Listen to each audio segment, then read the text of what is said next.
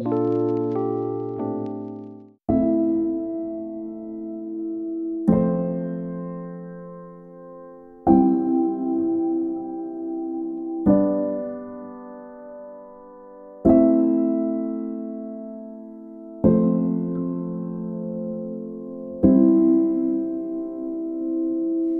mereka juga kurang untuk belajar, begitu juga di orang tua. Udah ada budaya yang kalau hidup ya kerja gitu.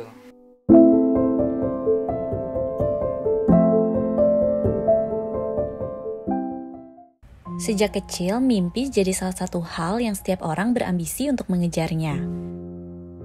Mimpi yang besar, mimpi yang tinggi, dan mimpi yang jauh jadi semangat untuk terus melangkah apapun dan bagaimanapun kondisinya. Perjalanan dan kondisi memang tidak selalu baik. Ada kalanya hidup membawa kita naik dan terkadang juga turun. Dari sini, salah satu sudut kota Jakarta, ada anak-anak yang punya semangat dan daya juang yang tinggi untuk terus melangkah maju. Kalau bicara Saung sendiri itu berdiri di 2011. Sebelum berdiri Saung Ilmu tuh emang gue udah ada di sini. Sekitar dari tahun 99 sebenarnya. Ya kan, dari situ gue bergaul dengan mereka. Terus dari situ mulai ada kegelisahan lah. Ditambah anggapan warga sekitar terhadap para pemulung itu kan dulu di tahun itu kan nggak ada bagus-bagusnya ya. Dari situ gue mulai tergerak gitu. Karena kebetulan pendidikan gue juga cuma pas, jadi gue cuma bisa ngajar ngaji. Itu ke orang tuanya ya terutama.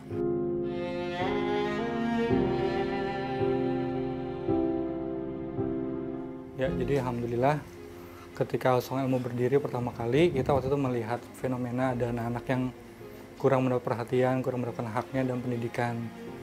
Sebenarnya kita sama teman-teman bersama-sama untuk mendirikan Saung Ilmu ini untuk supaya agar anak-anak semua mendapatkan haknya, anak-anak Indonesia mendapatkan hak belajar, pendidikan. Samping itu juga kalau kita ada juga alasan dari agama untuk menjadikan orang bermanfaat. Kemudian yang ketiga, saya sebagai penyandang disabilitas juga menginginkan agar semua penyandang disabilitas bisa berbagi manfaat pada orang lain walaupun keadaannya berkurang gitu. Pada akhirnya kan berdirinya Saung Ilmu kan pada akhirnya kita ya berujung ya bicara pendidikan lah. Berusaha juga Saung Ilmu itu memenuhi keinginan semua warga di sini baik dari segi formal dan non formal ya gitu.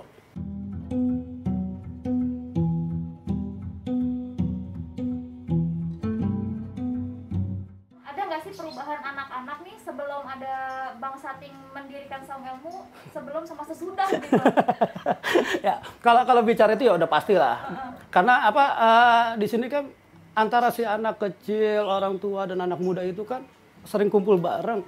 Jadi kan si anak itu kadang secara bahasa ya kita maklumin kalau bahasa gue sih gini, dia matang sebelum waktunya gitu. Akhirnya dari situ kita dirikan Saung. Yang pertama yang utamakan sekali sebelum pendidikan formal yang kita utamakan adab dan akhlak. Itu yang pertama banget kita ini. Gitu. Setelah itu baru setelah kenal tutor-tutor yang lain, baru kita bentuk segala macam pelajaran. Dulu jauh sebelum itu ada sedikit cerita ya dari gue juga menyaksikan si Play gitu waktu itu.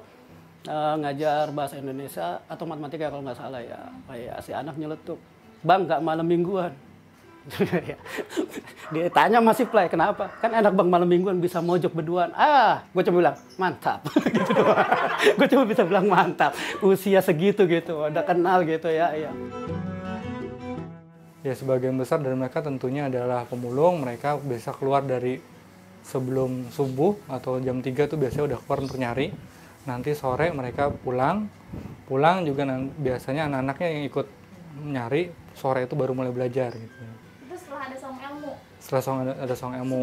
Sebelumnya mereka gitu aja, berangkat pagi, pulang sore, ya udah istirahat, udah gitu aja, nggak ada yang spesial, nggak ada yang apa-apa gitu ya, gitu aja mereka sehari-harinya. Tantangan rintangan kalau dari sarana tentunya tantangannya ketika musim hujan. Kadang-kadang ini nggak bisa kita akses gitu karena banjir. Kalau dari sisi orang tua, tadi budaya yang tidak bisa diterabas tadi, mereka udah taunya hidup, kerja, udah makan gitu aja. Tapi untuk meningkatkan derajat mereka sendiri dalam rangka berpendidikan itu kurang gitu.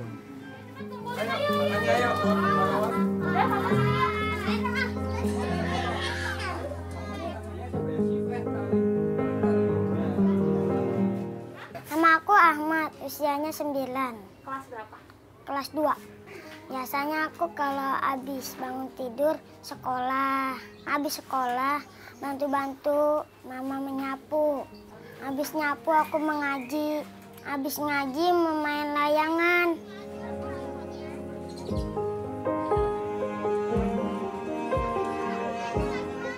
Nama Fitri, kelas 5, usia 11 tahun.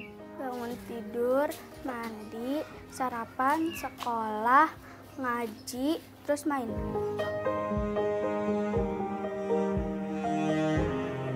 Kalau saya di Pasar Minggu udah hampir 14 tahun. Iya, di Pasar Minggu, cuma pindah-pindah. Pertama di Kebagusan.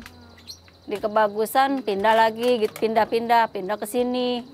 Kalau di sininya saya dari hampir 5 tahun.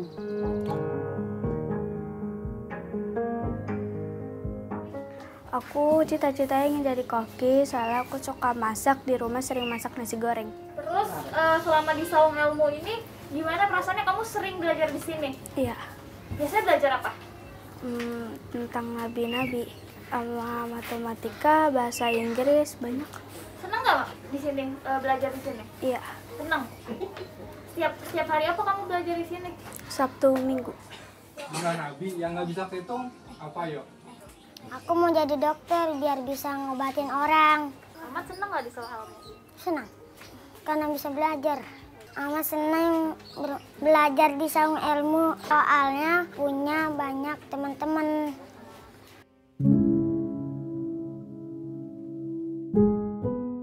Ya sehari-hari kalau bapaknya ya bekerja mencari nafkah. Kalau saya ya ngurusin rumah tangga. Bapaknya kerja apa, Bu?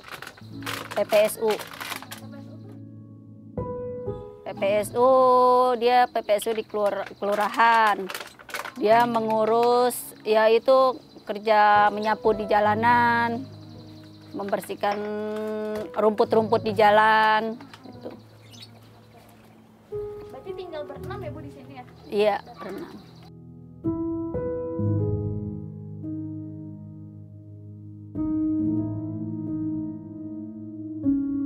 Harapan orang tua ya semuanya ya pasti biar cita-cita anak ya terwujud, biar dia lebih semangat lagi buat belajar, biar dia kuat menghadapi segala apapun. Ya kalau anak-anak di sini memang kelihatan mereka semangat ketika pertama kali kita adakan pelajaran di sini. Tapi memang awal-awal tuh agak susah membangunkan semangat mereka untuk belajar karena mereka taunya main.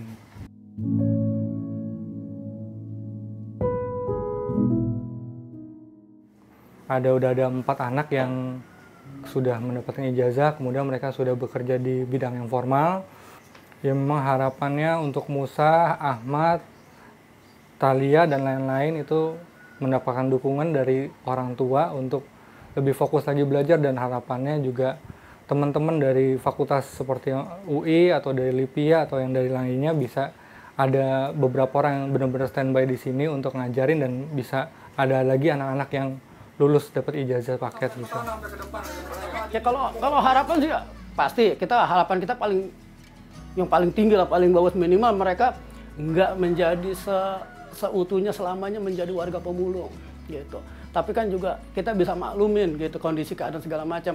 Akhirnya kenapa Saung itu berdiri itu gue lebih ke beranggapan anggaplah kita regenerasi, biar enggak si orang tua bodoh tapi minimal si anak mencapai cita-citanya. Nah, dari si anak itu yang akan membawa si orang tua ke arah yang lebih baik, keinginan sih gitu.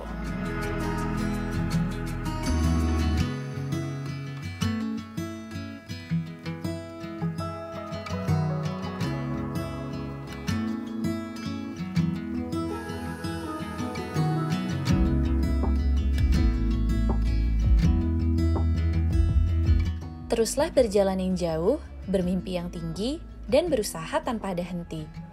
Bagi kalian yang bisa hidup lebih beruntung, semoga selalu bisa memberikan manfaat. Dan jangan lupa berhenti sejenak untuk berempati pada sekeliling, mulai dari lingkungan terdekat.